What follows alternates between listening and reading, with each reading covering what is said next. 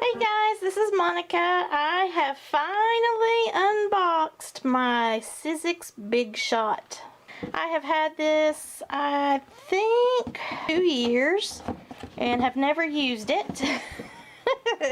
Now I'm going to use this to make a Father's Day project, and I wanted to show you what all's in this. There's some papers. There is also a embossing folder, a few dies in different shapes here, and then like a thick die. There's a butterfly and some flowers, some more little dies, a plate that you can sandwich your stuff in for the even pressure. Over here now on my lovely table is the actual machine. This is the powder blue and teal model. It's very pretty. I love it. Okay, I'm going to pull the plate out of here so I've got a little bit of room to operate, and so it's not so heavy. Wow, it's still pretty heavy. But then this is the extended multi-purpose platform. There's a couple of little acrylic pieces here. It's about a 1/2 inch thick, not including a couple of sheets here from the book. And this is what I'm so bad at, the instructions. You open this page here and it looks like it gives you a lot of different methods of embossing onto your cardstock here by using the plates, the clear platelets for embossing, silicone rubber, and impression pads, adding some textures, your impression pad, which I don't see. Oh, the impression pad must be, voila, here in this package that I've not opened up yet. Your textured impressions, which are going to be like these embossing folders. This one is the actual project that I'm going to make for Father's Day here. It's got some little ties and bow ties on there. Anyway, I'm going to emboss this onto a card, and then I'm going to take some of this blue chalk and maybe mix it with some of this green chalk. This is just some sidewalk chalk for making an ombre effect. You flip the page and it gives you some more instructions on how to do your embossing of your cards, and then also how to make your sandwiches using your silicone mats. Here's a cute embossing folder that it comes with. Oh boy, look at this.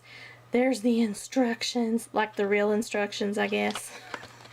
Now, do you think I'm going to read all that? Well, I might, because look, it's just pictures. It's quick and easy, sisters. This is like a die. It says basic shapes 658-300. It is just a little bit over 1/2 inch thick. It has a butterfly and 2 different types of hearts and 2 different types of circles. If I want to cut several pieces of paper at once to make these shapes, from what I understand, that's what these thicker boards are for. Now, here's some more little plates. This one is called Flowers, and it's the number 20.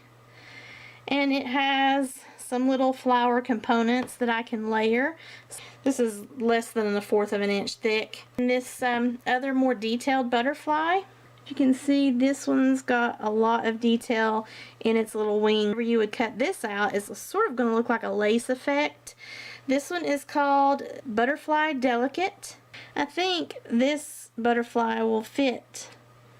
So whatever solid paper or whatever paper that's not going to have the cutout, I can use that for, and then have this as an overlay. Here's the paper stack. This is the starter kit. It's 5 by 5 inches by 6 inches cardstock sheet, and it looks like it's in kind of peaches and teal colors. Here are some little metal dies. From what I've seen people doing, have these big shot machines, or gosh, there's all sorts of different die cutting machines out there, but these shapes here you would just put on your paper, and you might even use like a little piece of washi tape to kind of hold that down, because as you roll it through your machine over here, it's going to cause this to kind of move around a little bit, and you don't want it to move, especially if you're wanting to, say you've got an image underneath this circle on your paper and you want this circle to be exactly around that image. You don't want your circle to shift over here and then here's your image over here. So you'd want to put a little piece of masking tape, or I like to use washi tape. I mean, I've got a ton of it. This is like a little tag. This is a larger version of that tag, so if you wanted to layer the tags, you could. This is a small circle. This is the flower, sort of like what's on this site. Same thing with this. This is a little bit more detailed, so I could layer on top. Also use this lovely little plate here for a little bit more layer. And then here's a little bitty heart. Now this little heart, that it's in the same shape on this little plate here as this big heart. And see, if I were to cut out that and that little heart right there, I could do some layering with that as well. First order of business is put the screw into my handle so that I can make some stuff. I'm going to open up my embossing folder. It's by Doris. When you open it up, there is the kind of the raised surface. Actually, this is the raised surface, and then this is the opposite to where it will receive the image transfer. Page 2 here tells me how to do my sandwich. I fed this through my machine here because this is my work surface, and then I'm going to make my sandwich. So I'm going to put one of these acrylic plates down because I don't want to cut my instruction sheet here. If I were to, actually I won't be cutting anything because I'm embossing, but I don't want to emboss the image on my instructions. Then I've got to get my embossing card and my cardstock. This is 5x7 card. There's no texture to this, it's just regular cardstock paper. Change of plans, because when I put this folder on that 5x7, see how that's happening and it's leaving a bottom here? I could do this one of two ways. I could go ahead and let it emboss the top, and then I could make a little tag, or I could write whatever, like Happy Father's Day down here. I could put my sentiment down here, or I could take a piece of colored cardstock. This is a regular 8.5 by 11. This embossing folder is 4 inches wide by a little bit over 5.5 inches long. I'm going to cut my paper here at half this cardstock here. I want it to be 4.25. So I've halved that. And now I'm going to half this again. So now I have 2 of those little panels. I'm going to use the panels that most closely fit. This is the 4.25 by 5.5. It fits my folder perfectly. So I'm going to lay that on there, and then I need the other acrylic plate to end off my little sandwich.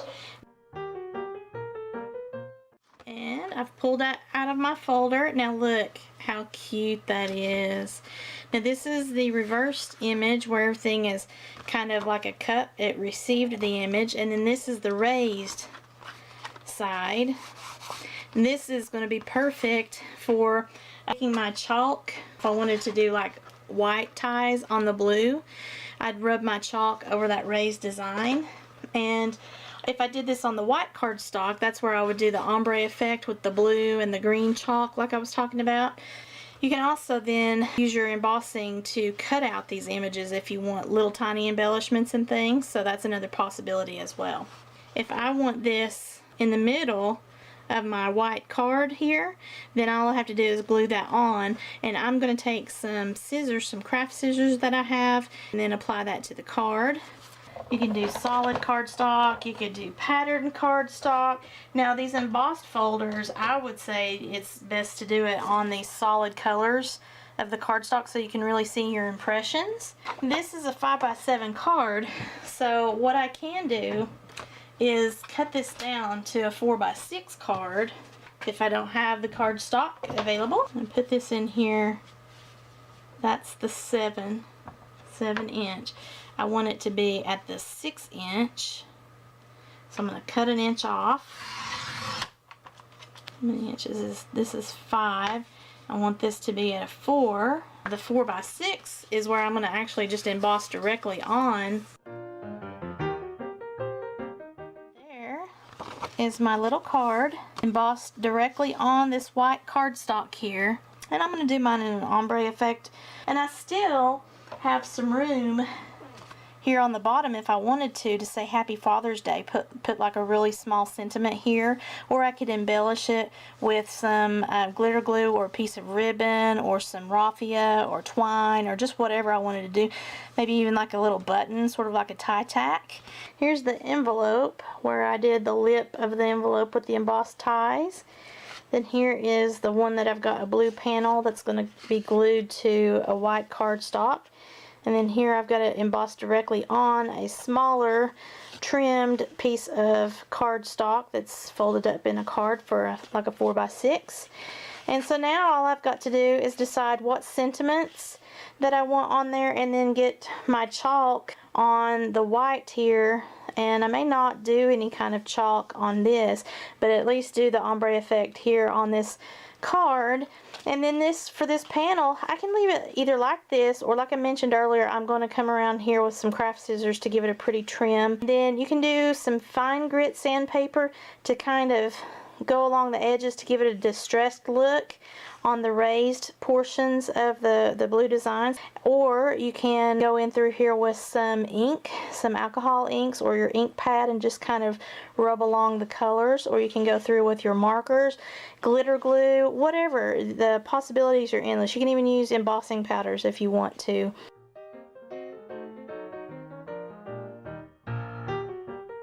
So there is my first experience with my Sizzix Big Shot. Happy crafting! Have a sparklerific day, everybody!